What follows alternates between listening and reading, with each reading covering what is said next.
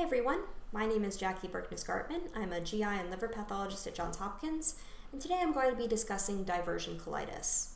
This is an important pattern of colitis to recognize because it can easily mimic inflammatory bowel disease, but there are ways that you can recognize it based upon both the clinical and histologic features.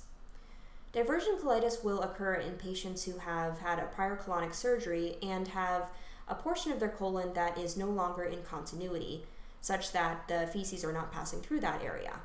And as a result, the epithelium gets injured, and we end up with a characteristic histologic pattern of injury. So this pattern of injury is going to consist of activity, which we define as neutrophils. It's going to have chronicity, which typically involves some expansion of lamina propria and architectural distortion. And it's also going to have prominent lymphoid aggregates, often with germinal centers, which can be a clue to the correct diagnosis. So let's go ahead and take a look at our first case. And this is a resection specimen. So we can see at very low magnification that we have inflammation of the mucosa with some prominent lymphoid aggregates with germinal centers that we can even see at extremely low magnification. We have a little bit of superficial submucosal inflammation, but I'm not seeing any transmural inflammation or fissuring ulcers or anything that would make me think about Crohn's disease, for instance. So let's go to higher magnification, and we're going to focus on the mucosa because that's where most of the interesting findings are.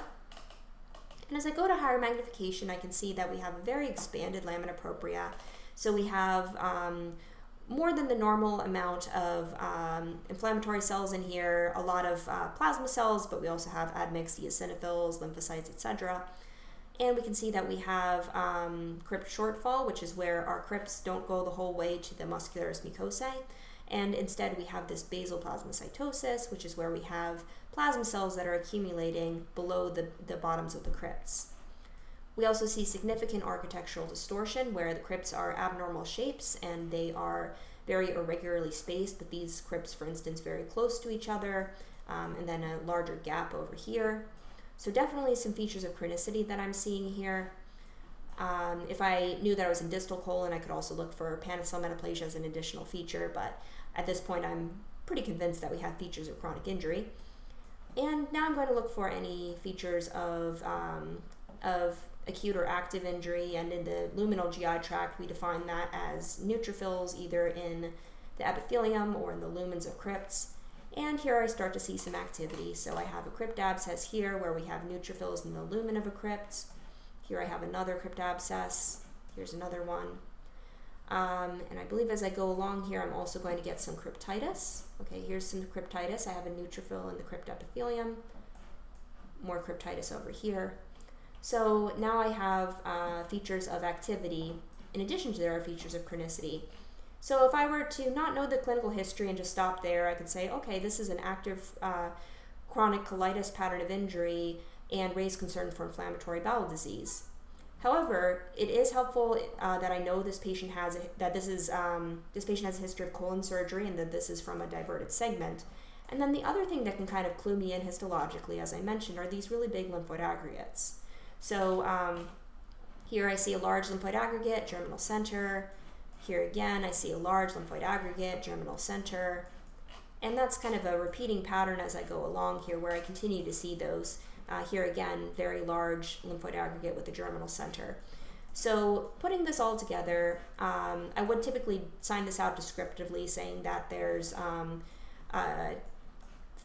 acute colitis, architectural distortion, basal plasmacytosis, and these prominent lymphoid aggregates. And in a note, I would note the patient's history of prior colon surgery and that this is a diverted segment and favor diversion colitis given the history and the overall pattern of injury, particularly with these lymphoid aggregates.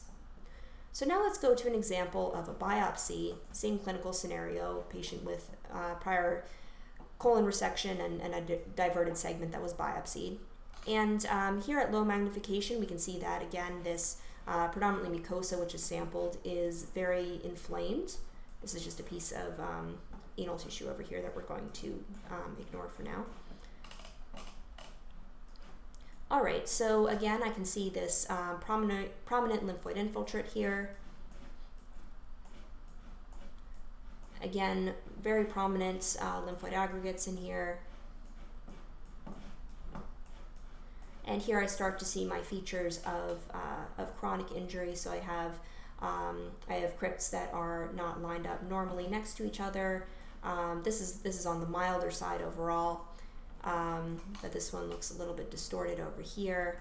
I can start to see some activity, neutrophils in a crypt, which we call cryptitis. And as I keep going along here, again, these really prominent lymphoid aggregates. So this I would word similarly to the last case. I would note that there's some mild architectural distortion, there's some acute colitis, and these prominent lymphoid aggregates, and in the given clinical context, this is compatible with diversion colitis. So those are our two examples of diversion colitis for today. Again, we want to make sure that we review the patient history and look for those prominent lymphoid aggregates, and that will allow us to make this diagnosis and to not accidentally call this inflammatory bowel disease. So that's our interesting case for today. Thank you for listening.